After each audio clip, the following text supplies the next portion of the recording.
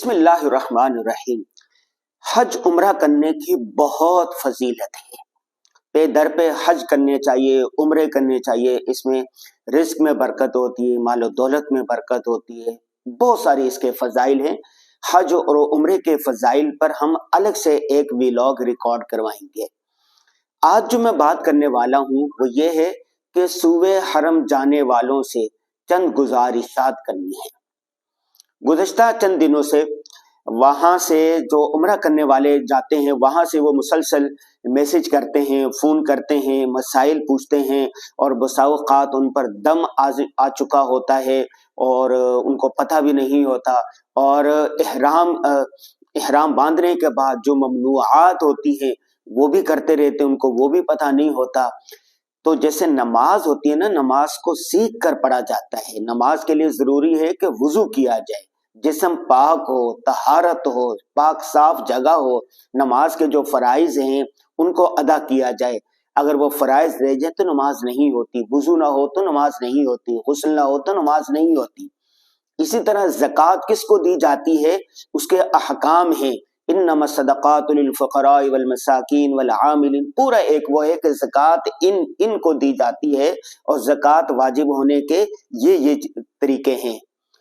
اسی طرح روزہ آ جائے، روزہ کب رکھا جاتا ہے، روزہ کب کھولا جاتا ہے، روزہ رکھنا کس پر فرض ہے، اس کے بھی ایک احکام ہے۔ اسی طرح جو حج ہے یہ کس پر ہوتا ہے، اس کا بھی ایک طریقہ ہے، پورا ایک نظم ہے، اور اسی حج کیسے ادا کیا جائے گا اس کا طریقہ کار ہے، اس کے شرائط ہیں، اس کے فرائض ہیں۔ اگر وہ ادا نہیں کریں گے تو حج ادا نہیں ہوگا۔ پوری دنیا سے جوک در جوک لوگ عمرے کے لیے جاتے ہیں۔ اسلامی جمہوریہ پاکستان سے بھی بہت زیادہ نوجوان عمرے کے لیے جا رہے ہیں، نو بیاہتا جوڑے عمرے کے لیے جا رہے ہیں۔ پہلے ایسا ہوتا تھا کہ نو بیاہتا جو جوڑا ہوتا تھا وہ ہنی مون کے لیے کبھی ترکی جاتا تھا، یورپ جاتا تھا، مختلف ممالک میں جاتا تھا، دبئی جاتا تھا، لیکن الحمدللہ علماء کرام کی محنت سے اب یہ ٹرینڈ بدل چکا ہے۔ جس کی شادی ہوتی ہے وہ نو بیاہتا جوڑا عمرہ کرنے کے لیے جاتا ہے۔ ایک بہت اچھی بات ہے، یہ جانا چاہیے ضرور۔ جب آپ وقت لے کے جا رہے ہیں، 21 دن کے لیے جا رہے ہیں، 10 دن کے لیے جا رہے ہیں، 15 دن کے لیے، 1 مہینے کے لیے خرچ کر کے جا رہے ہیں۔ آج کل عمرے پر ایک شخص کو عمرے پر 3 لاکھ سے لے کے 5 لاکھ تک روپے خرچہ آ رہا ہے۔ اتنے پیسے بھی خرچ کر رہے ہیں، وقت بھی نکال رہے ہیں۔ تو ایک بات جو کرنے کی ہے وہ یہ ہے کہ آپ عمرہ سیکھ کر جائیں۔ عمرہ کس طرح کرنا ہے، عمرہ کرنے کا مسنون طریقہ کیا ہے، احرام جب باندھنا ہے تو احرام کس طرح باندھنا ہے۔ لوگ سمجھتے ہیں کہ 2 چادریں پہن لینے کا نام احرام ہے، ایسا نہیں ہے۔ غسل کر کے، وضو کر کے آپ 2 چادریں پہن دیں، اس کے بعد جسم پاک صاف ہونا چاہیے، چادریں بھی پاک ہونی چاہیے، اور اس کے بعد آپ نے 2 نفل پڑھنے ہیں۔ نفل پڑھنے کے بعد چاہیں تو آپ گھر سے نیت کر لیں، یا ایئرپورٹ پر کر لیں، یا جو میقات ہے اس سے پہلے آپ نیت کریں۔ نیت کرنی ہوتی ہے اللہم انی ارید العمرۃ فیسرہ لی وتقبل منی۔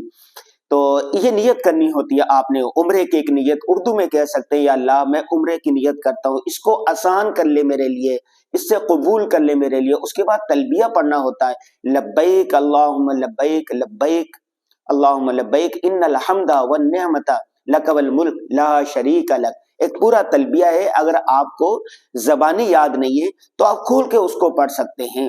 جب آپ نے احرام باندھ لیا اس کے بعد بہت ساری چیزیں ممنوع ہو جاتی ہیں۔ مثال کے طور پر آپ خوشبو نہیں لگا سکتے، سر نہیں ڈھانپ سکتے، بال نہیں توڑ سکتے، اور اسی طرح جوتے جو ہوتا ہے بند جوتا وہ نہیں پہن سکتے۔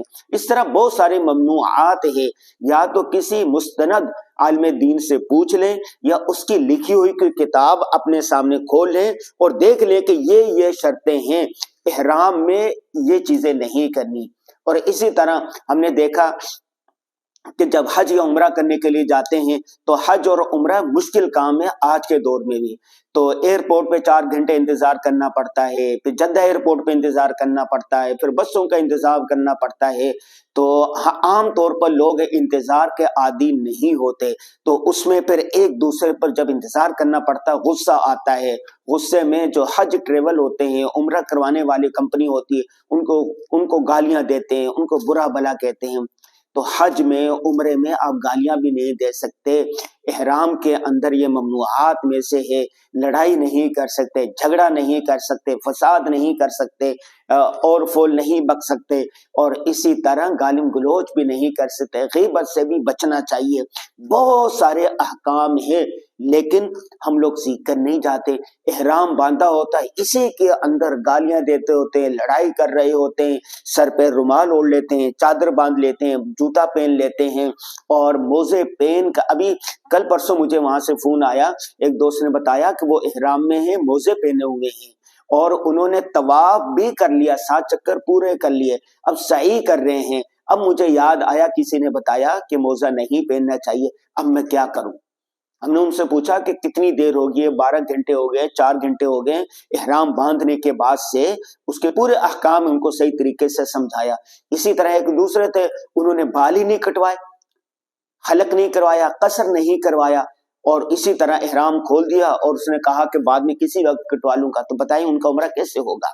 تو صبح حرم جانے والوں کو, عمرہ کرنے والوں کو, زائرین عمرہ کو, زائرین حج کو چاہیے کہ جب آپ وقت خرچ کر رہے ہیں, آپ اتنے بھاری برکم پیکج لے کے جا رہے ہیں, اتنی مشقت سے جا رہے ہیں, تو آپ عمرے کے احکام سیکھ کے جائیں, آپ حج کے احکام سیکھ کے جائیں.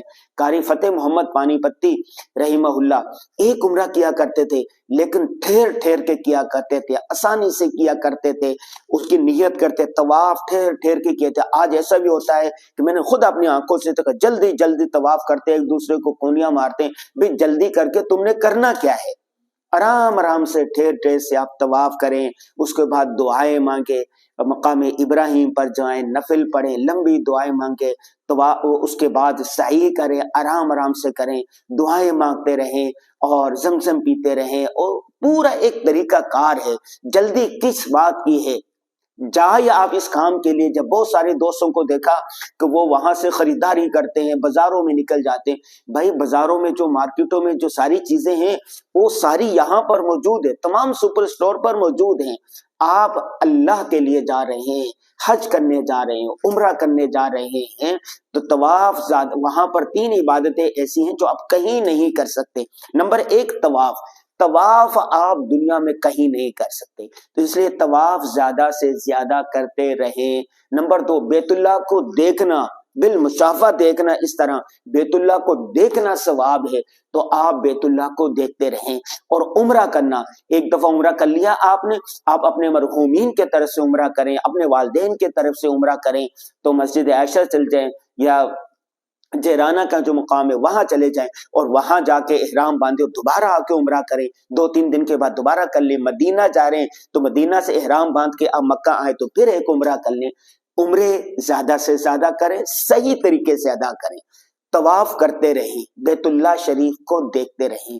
تو آپ سے تمام لوگوں سے جو آج کل چوک در چوک نوجوان جا رہے ہیں, بھاری تعداد میں جا رہے ہیں, تو ان سے بس یہ ایک ہی درخواست ہے کہ آپ جانے سے پہلے جس طرح نماز کا طریقہ سیکھتے ہیں, روزے کا طریقہ سیکھتے ہیں, زکوٰۃ دینے کا طریقہ سیکھتے ہیں, اسی طرح عمرے کا طریقہ سیکھ کر جائیں. مستند علماء کرام سے طریقہ سمجھ کر دماغ میں بٹھا کے جائیں, یا کتاب لے جائیں اور اس کو پڑھ کے سیکھیں. اس موضوع پر ہماری 2 کتابیں ہیں, ایک ہے حرمین کا مسافر, دوسرا ہے حج اور عمرہ کیسے کریں. ہم نے پوری تفصیل اس میں بیان کر دی ہے, اس لیے کہ ہم نے 3-4 عمرے بھی کیے ہوئے, حج بھی کیے ہوئے, میں خود ان چیزوں سے گزرا ہوا ہوں, تو اس لیے میں نے سارا طریقہ ان 2 کتابوں میں بیان کر دیا ہے. یہ دونوں کتابیں پورے پاکستان میں دستیاب ہے, ہر جگہ دستیاب ہے.